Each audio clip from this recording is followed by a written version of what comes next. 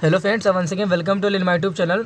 So today here we will discuss about some important aspect of RBC and WBC. Okay, so let's start our today's class. That nothing but the first point related with our RBC. Okay, that is called as a maturation of RBC. Okay, you all know very well during understanding of erythropoiesis. Okay, the complete whatever the blood cell is forming, that is called the hematopoiesis. Okay, but if we're talking about only the RBC, that is called as the erythropoiesis. Okay, erythro means RBC and poiesis means formation.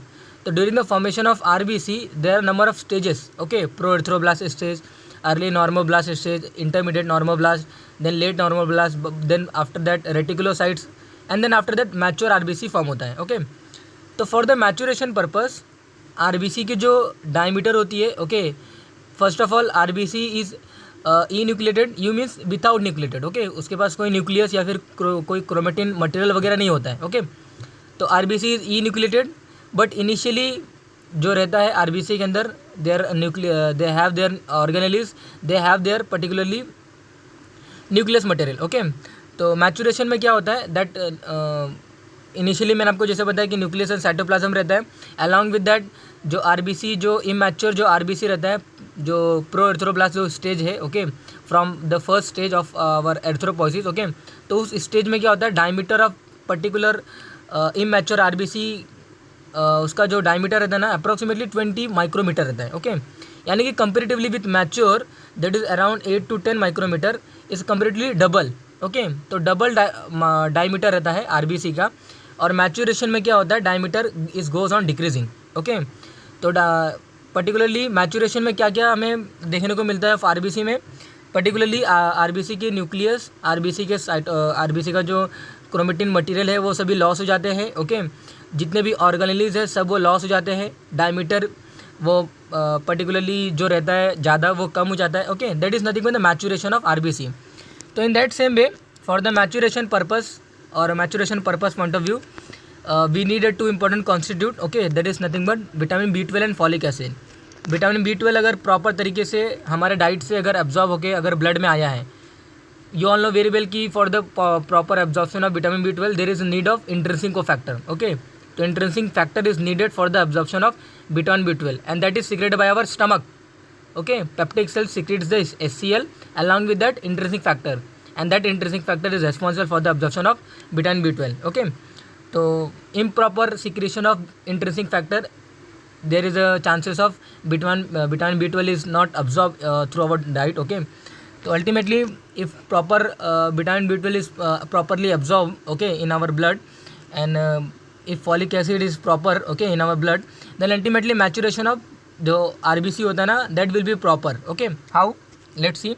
Essential for the synthesis of the DNA. Okay, not only the RBC, whatever we have a number of cell, trillion cells we have. Okay, तो for the synthesis of the DNA, okay, of that trillion cells और that kind of cells, okay, we need a particular this vitamin B12 and folic acid. Okay, folic acid and vitamin B12 help in the synthesis of the DNA. Okay, not only the RBC. Okay, तो they help in the synthesis of the particularly DNA. Okay, और any nuclear material. Okay, and after that क्या होता है, वो maturation के time वो particular जो nucleus होता है वो लॉस हो जाता है, बट इनिशियली उसका फॉर्मेशन नीडेड होता है. ओके, तो definitely will lead to the delay in the maturation of the nucleus compare to the cytoplasm. Okay, and that result in the macrocytes of RBC. Okay, macrocyte means megaloblastic anaemia, macrocytic anaemia. Okay, यानी कि enlargement of their particularly जो RBC रहता है. Okay, तो deficiency रहती है and that's Y maturation बराबर नहीं होता है. क्यों मैचुरेशन बराबर नहीं होता है, न्यूक्लियस मटेरियल जो है अल्टीमेटली इसके थ्रू फॉर्म हुआ. ओके, और कब इसको पर्टिकुलरली डिसइंटीग्रेट करना है और यू कैन से कब इसका प्रॉपर्ली तरीके से उसको निकालना है, तो that is responsible by vitamin B12 and folic acid. Okay, तो deficiency of this two important constitute lead to the macrocytic anaemia और you can say megaloblastic anaemia. Okay, the red blood cell formation of haemoglobin. Okay, how the haemoglobin is form, तो they are for the particular this haemoglobin formation. Okay, we have a number of process और you can say number of particularly important, particularly you can think about the particular concept. Okay, so it began in the pro-erythroblast stage and that's why we need organelles before the maturation purpose. Okay, जब RBC mature हो जाता है उसके बाद मैंने आपको बताया कि कोई ऑर्गेनेलिस नहीं रहता है, कोई न्यूक्लियस नहीं होता है, कोई क्रोमेटिन मटेरियल नहीं होता है. न्यूक्लियस जो पर्टिकुलर डायमीटर भी होता है वो भी अल्टीमेटली क्या होता है, बढ़ा हुआ रहता है. ओके, सॉरी, मैचुरेशन में वो भी घट जाता है. ओके, वो भी लो हो जाता है. बट अगर मैचुरेशन बराबर नहीं होता तो आरबीसी की जो साइज़ होती है, डायमीटर जो रहती है, वो भी परसिस्टेंट रहता है. ओके, कांस्टेंट रहता है, वो कम नहीं होता है. जो क्रोमेटिन जो मटेरियल है वो भी अल्टीमेटली परसिस्टेंट रहता है. ओके, उसका डीजनरेशन नहीं होता है बराबर तरीके से. ओके, क्रोमेटिन मटेरियल अल्टीमेटली वो उस आरबीसी सेल में रहते हैं. ओके, और the cell is not enucleated, that is cell with a nucleus. Okay, तो हीमोग्लोबिन फॉर्मेशन कैसे होता है, तो it begin in the proerythroblast stage that I have already told to you. There are 5 stages of the erythropoiesis. Okay, proerythroblast, early normoblast, intermediate normoblast, late normoblast, reticulocytes and mature RBC. Okay, so there are total 7 days required for the formation of one RBC. Okay, and from proerythroblast to reticulocyte there is need of 5 days, and from reticulocytes to the mature RBC that is needed for the 2 days. Okay, that is nothing but the maturation of RBC from reticulocytes to the particularly mature RBC. Okay, there is a requirement of 2 days. Okay, so it began in the proerythroblast. Formation of hemoglobin is started in the proerythroblast stage. Starting molecule जो रहता है वो सक्शनल coenzyme A रहता है. Ultimately ये जो process होता है ये माइटोकॉन्ड्रिया में होता है. ओके, तो माइटोकॉन्ड्रिया में सक्शनल कोएंजाइम ए रहता है and that combine with glycine to form a pyrrole molecule. Okay, और जैसे ये पायरोल मॉलिक्यूल जब फॉर्म हो जाता है ना, pyrrole molecule combined to form an protoporphyrin IX. Okay, protoporphyrin IX, and protoporphyrin IX combined with iron to form heme, and each heme combined with globin to form hemoglobin. Okay, globin क्या है, ये protein compound है. Okay, ये protein है. Okay, globin is nothing but the protein. You all know very well, protein globin जो protein है इसके 2 chain होते हैं, अल्फा चेन एंड बेटा चेन. ओके, एडल्ट हीमोग्लोबिन में क्या होता है कि 2 अल्फा चेन 2 बेटा चेन होता है, और हमारे जो फीटल हीमोग्लोबिन होते हैं 2 alpha chain and 2 ultimately gamma chain होते हैं. ओके, तो सक्शनल कोएंजाइम है जो कि माइटोकॉन्ड्रिया में रहता है, that bind with the glycine. Okay, to form a pyrrole molecule. 4 pyrrole molecule combine to form, okay, that is form a protoporphyrin IX. Okay, and protoporphyrin IX combine with iron to form an heme molecule. Okay, and when the heme combine with globin or a protein, there is a formation of hemoglobin. Okay, then ultimately the combination of the hemoglobin with oxygen. Okay, that is for the oxygenation of the RBC. Okay, that is called the oxygenation of RBC because hemoglobin is present inside the RBC.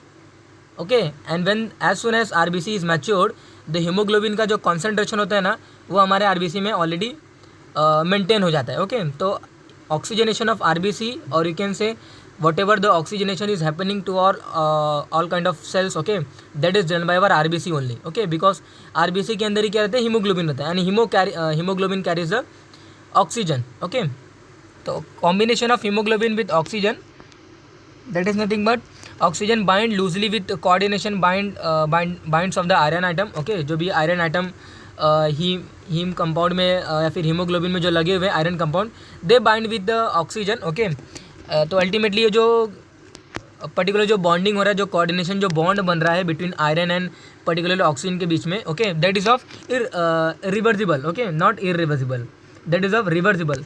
Irreversible जो bonding होती है वो carbon monoxide के बीच होता है. Okay, तो between the iron and carbon monoxide के बीच में जो बॉन्डिंग होती है that is of irreversible bonding. Okay, haemoglobin not loses और not releases that carbon monoxide, and that's why haemoglobin की जो कॉन्सेंट्रेशन होती है ब्लड में वो कम होती जाती है. ओके, व्हेन कार्बन मोनोऑक्साइड का एक्सपोजर बॉडी के ऊपर आता है तब. ओके, तो oxygen do not become ionised in this state.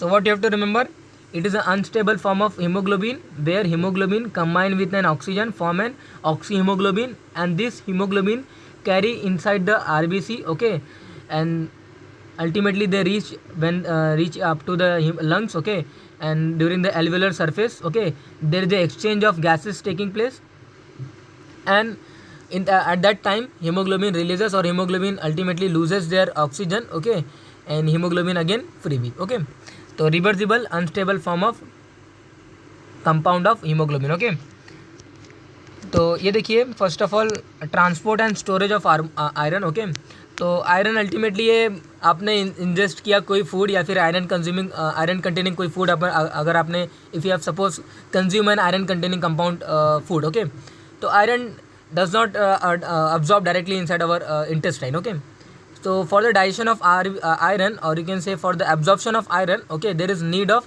a kind of factor. Okay, or you can say kind of a protein or kind of factor or kind of substance. Okay, so that is released by our liver. Okay, so iron absorbed from the intestine combined with the apotransferrin to form an transferrin. Okay, so once again I will repeat the same thing. That is nothing but ये जो transferrin है ना, ये जो एपोट्रांसफेरिन है, ultimately मैं आपको next slide में बताऊंगा, लेकिन बिफोर दैट इसका ट्रांसपोर्ट मैकेनिज्म हमें फर्स्ट ऑफ ऑल पता होना चाहिए।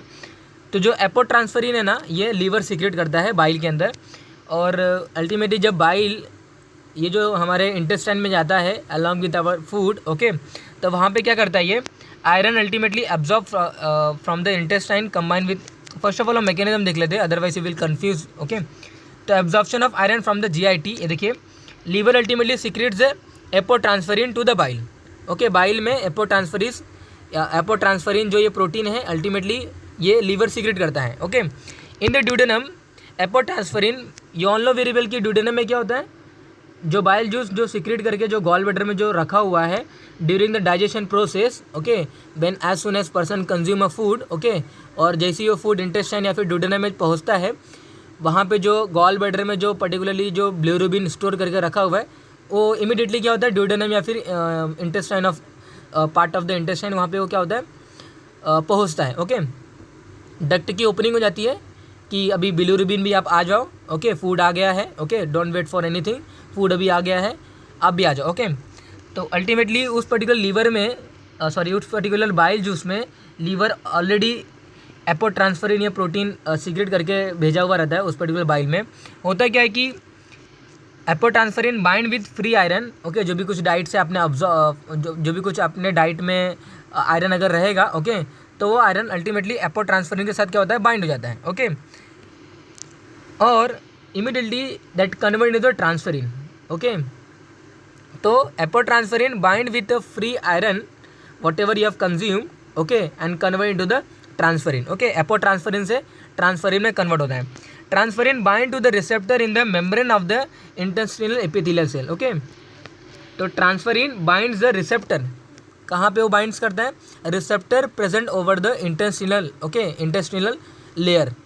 ओके, तो membrane of the intestine they have a kind of receptor and ultimately that transferrin bind to that receptor. Okay, और होता क्या है पाइनोसाइटोसिस और पिनोसाइटोसिस। ओके, तो पिनोसाइटोसिस मीन्स ट्रांसफेरिन अल्टीमेटली क्या होता है सर्कुलेशन में पहुंच जाता है। Okay, the pinocytosis the transferrin is absorb into the epithelial cell and releases into the blood capillary. Okay, तो that is nothing but absorption of iron from the GIT।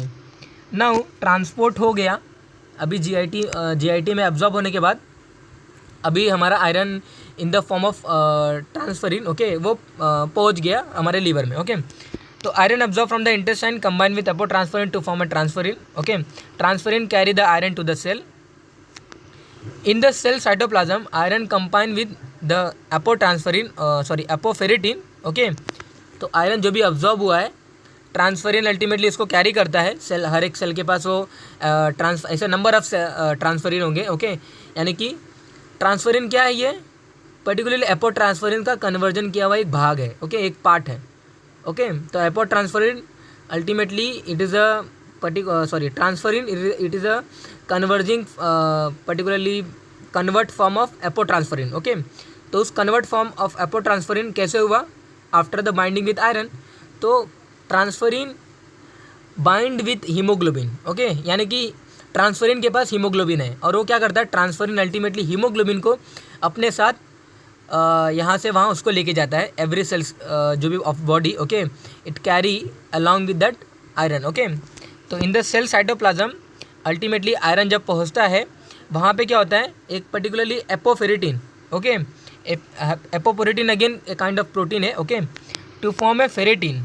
Okay, होता क्या है कि again I will repeat the same thing, transferrin carries the iron to the every cell, okay, and in the cytoplasm, in the cell of cytoplasm, okay, iron combines with apoferritin to form ferritin, और ultimately जो ferritin है ना, it is a storage form of iron.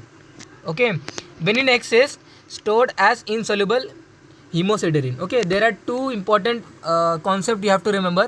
That is nothing but iron is stored in the form of ferritin and iron is stored in the form of liquid form of iron. Okay, that is nothing but hemosiderin. Okay, तो cell of cytoplasm क्या होता है, iron ultimately एपोफेरेटिन के साथ combine होके वो ferritin form कर लेता है. एपोफेरेटिन ऑलरेडी सेल के पास रहता है.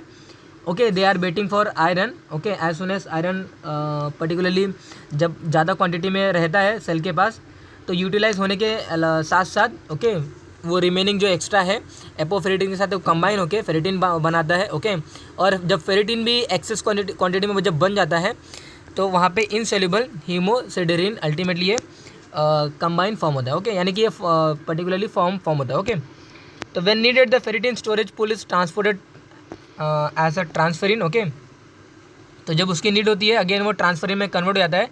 और अगेन ट्रांसफेरिन क्या है, पर्टिकुलरली कैरियर फॉर्म है आयरन का. ओके, तो transferrin bind strongly to the cell membrane of the erythroblast. Okay, तो यहाँ पे जैसे वो बता रहे कि हीम की सिंथेसिस कैसी होती है, तो अभी क्या है, ट्रांसफेरिन अल्टीमेटली क्या करता है, सेल मेम्ब्रेन ऑफ एरिथ्रोब्लास्ट क्या करता है, वो बाइंड किया रहता है इनिशियली फेस में. ओके, प्रो एरिथ्रोब्लास्ट जो स्टेज है या फिर जो प्रो एरिथ्रोब्लास्ट या फिर जो प्री एरिथ्रोब्लास्ट जो स्टेज है एरिथ्रोपोसिस की, उस पर्टिकुलर स्टेज में ही क्या करता है, वो इसको बाइंड करता है. Okay, transferrin bind strongly to the cell membrane of the erythroblast. Okay, and ingested by the erythroblast and iron is directly delivered to the mitochondria. और वहाँ पे क्या होती है, हीम की सिंथेसिस होती है. तो ड्यूरिंग द, मैंने आपको बताया आरबीसी जब इमैच्योर रहता है तो उसके पास न्यूक्लियस और उसके पास ऑर्गेनेल्स रहते हैं.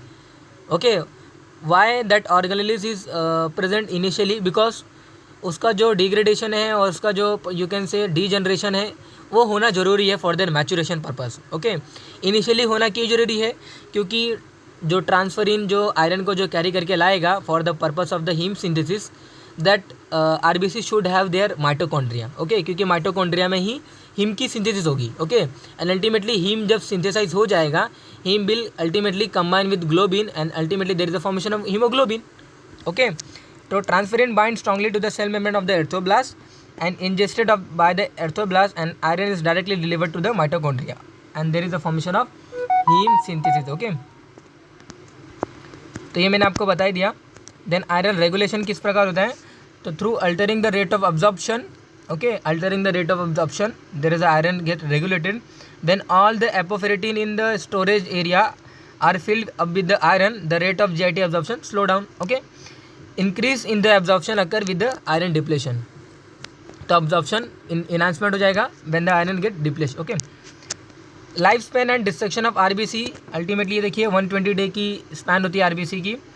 The sensation red cell rupture when it passes through the spleen. Okay, red pulp जो एरिया है स्प्लीन का, जब 120 डेज के कंप्लीट हो जाते हैं, जैसे ही वो वहाँ से जाता है अल्टीमेटली आरबीसी का क्या होता है, डिस्ट्रक्शन स्टार्ट हो जाता है. ओके, यानी कि आरबीसी का डिस्ट्रक्शन रेटिकुलो एंडोथेलियल सिस्टम में होता है, स्प्लीन में होता है. ओके, और जैसे ही वो वहाँ से पास होता है 120 डे जैसे ही फिनिश हो जाते हैं. Okay, there is a rupturing of the RBC. Okay, as soon as 120 day get completed. Okay, तो जैसे ही वहाँ पे रिलीज़ होता है, देखिए हीमोग्लोबिन रिलीज होता है and phagocytose by macrophages. Okay, ultimately वो इंगल्फ होता है. Okay, by our macrophages. Okay, present in the spleen, liver and bone marrow.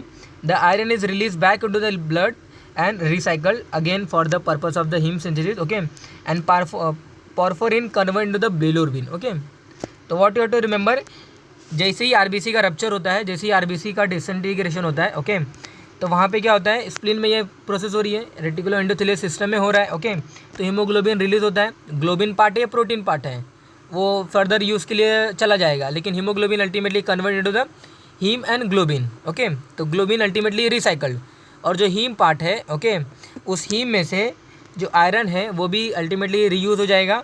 और जो पॉर्फरिन है, जिससे आयरन एंड पॉर्फरिन दोनों से हमारा हीम बना हुआ था, porphyrin ultimately convert to the bilirubin. Okay, तो ये देखिए neutrophil and monocyte protect the, अभी हम ल्यूकोसाइट्स की बात कर रहे हैं. ओके, यानी कि WBC. तो ultimately that information what I have gathered here, that may you know. Okay, but just remember purpose. Okay, whatever I am reading or whatever it is showing on your particular slide, okay, or in front of a particular you, okay. तो just एक बार इसको go through कर लेते हैं. तो neutrophils and monocytes protect the body by phagocytosis, okay. They engulfing the particularly organism or microorganism or unwanted particular cells, okay, or unwanted any kind of chemical mediators, okay. Lymphocytes and plasma cells through humoral and cell mediated immunity they protect our body, okay. Lymphocyte and plasma cell ultimately leads the formation of antibodies, okay. So lymphocytes and antibody they also helping in the protection of our body, okay. Then leucocytes के बारे में अगर और बात करें तो neutrophil ultimately can attack. You all know very well कि leucocyte के नंबर ऑफ टाइप्स रहते हैं, neutrophil, basophils, eosinophils, okay, monocytes and lymphocyte, okay. तो जिसमें से neutrophils can attack and destroy even in the blood, okay. Monocyte ultimately macrophages in the blood, okay, यानी कि blood के अंदर जब मोनोसाइट्स पहुँच जाता है, okay, that is called as a macrophages, okay. Macrophages ये अलग से कोई सेल नहीं रहता है. As soon as that's this monocytes present any part of the body, okay, या फिर लिम्फ एरिया में पहुंच जाता है या फिर वो कहीं भी ब्लड में पहुंच जाता है, तो that terminology changes to the macrophages, okay. तो मैक्रोफेजेस ये अल्टीमेटली मोनोसाइट का ही एक फॉर्म है, okay, monocyte that enter the tissue. And diapedesis ये प्रोसेस का नाम है जब particularly that process by which neutrophil and monocyte squeeze through the pores of the blood capillaries, okay. Sorry guys. तो ultimately diapedesis is the process by which the neutrophils and monocytes squeeze through the pores of the blood capillaries, okay. तो ultimately जब macrophages या फिर जो neutrophils जब blood में रहते हैं, जब उनका जब वो स्क्वीज आउट होते हैं, यानी कि ब्लड कैपिलरी से जब वो बाहर जाते हैं, टिश्यू के साइड जब जाते हैं, ओके, तो उसको हम क्या बोलते हैं, डायपेटिस बोलते हैं, ओके. तो ड्यूरिंग देयर डायपेटिस होता है क्या कि आरबीसी का स्क्वीजन होता है and they become in amoeboid position और you can say amoeboid in shape, okay. तो न्यूट्रोफिल अल्टीमेटली ये डिस्ट्रॉय कर देता है कोई भी अगर केमिकल मीडिएटर या फिर कोई माइक्रोऑर्गेनिज्म अगर ब्लड में रहता है, ओके. मोनोसाइट्स अल्टीमेटली ये अगेन ये फैगोसाइटोसिस का वर्क करता है. तो जैसे ये मोनोसाइट अगर ब्लड में पहुंचता है तो that is called as a macrophages. अगर वही सेम मोनोसाइट अगर टिश्यू के पास पहुंचता है that again terminology is macrophages, okay. And macrophages and neutrophil they squeeze out through the blood capillary that is called as a diapedesis, okay. And white blood cells move through the tissue by the converging their changes their shape, okay, that is called as a amoeboid in shape, okay. Then chemotaxis is nothing but it is a chemicals released by a dead tissue or a kind of a microorganism, okay, which ultimately attracts more and more neutrophils, more and more monocytes towards it, okay. क्यों? क्योंकि foreign material body के अंदर आया है, वो जो chemical secrete करेगा ना, ultimately body will attract towards that chemical और body immune system will attract towards that chemical to kill that kind of organism which producing these kind of chemicals, okay, which attracting to the our immune system, okay. So chemotaxis means chemical substance in the tissue causes the neutrophil and macrophages to move toward the source, okay. तो ये chemical substance ultimately ये body के tissues death होने के बाद भी बन सकता है या फिर कोई माइक्रो ऑर्गेनिज्म अगर एंटर हुआ है तो उसके थ्रू भी अल्टीमेटली वो सीक्रेट हो सकता है, ओके. तो some chemotactins, okay, which attracts the our immune system are bacterial and viral toxins, degenerative product of the inflamed tissue, okay, product of the complement activated by the inflammation, okay, and reaction produced caused by the particularly plasma when the area of inflammation, okay. So ultimately toxin produced by the bacteria and virus, okay, degenerative product of the inflamed tissue, CRP, C-reactive protein, C3 protein, okay, chemical mediators, number of chemical mediators are there, histamine, serotonin, okay, number of chemical mediators are there, okay. The product of the complement activated by the inflammation, okay, that is nothing but the chemotaxis which attracts the immune system towards the infection area, okay, or site of the infection, okay. Then inflammation, again the vasodilation जो हो रहा है, increase the local blood flow, okay, vasodilatation means increase the local blood flow, okay. Inflammation refer with the number of these things, okay. तो increase capillary permeability, okay, which result in the leakage or large quantity of fluid into the interstitial space, okay. तो permeability जब increase the capillary permeability mean capillary की जब permeability means जो particularly जो capillaries रहते हैं जो जिसके अंदर ब्लड फ्लो करता है, ओके, व्हेन दे गेट उनका जब परमेबिलिटी होता है यानी कि they become prone to particularly oozing, okay, यानी कि जो मटेरियल उनके पास ब्लड फ्लो में रखा हुआ है वो उसका ऊजिंग होता है, ओके. तो increase capillary permeability, okay.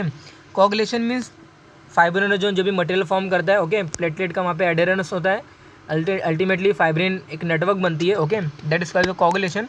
Migration of the phagocytes, okay, that is called as the chemotaxis, and swelling of the tissue cells. This all result in the inflammation, okay, and that is done by our leukocytes, okay. Then eosinophils, second last slide is eosinophils means उसका क्या role होता है ये देखिए. accumulate in the tissue in which allergic reaction occur because of the mast cell, and basophil release on the eosinophilic chemotactic factor, okay. Detoxify some of the substance released by the mast cell and basophils, okay. The eosinophils ultimately detoxify the some of the substance released by the mast cell and basophils, okay. तो eosinophils ultimately वहाँ पे बढ़ जाता है जब कोई ultimately allergic reaction body के cell में या फिर एलर्जन जब कोई सब्सटेंस सेल के पास पहुँच जाता है, ओके. तो eosinophils rises at the site, okay. Then basophil in the circulating blood, mast cells in the tissues, okay. Ultimately ये heparin, histamine, bradykinin, serotonin, all this chemicals they release the basophils, okay. तो जब भी कोई infection body में invade होती है और basophils वहाँ पे रीच करता है और ultimately they release this kind of chemicals to kill that particular microorganism, okay, before the phagocytosis procedure, okay. तो role in allergic reaction, okay. तो when the allergen is particularly reach in our body, okay, so there is a allergic reaction due to this basophils and eosinophils, okay. So that is all just regarding information regarding our RBC and WBC, okay. So I know whatever I have discussed today that you may know, okay, but still for a revision point of view, okay, please go through about a particular video, okay. And if you have any kind of query or if you whatever if I discuss today, okay, if anything is wrong, okay, so you can comment me or you can tell me, okay, because you are also right, I am also right, okay. You also may wrong and I am also may wrong, okay. That's why so whatever I discussed today, if you feel any kind of query or any kind of problem, please ask me in comment box, okay. Thanks for today's class, okay.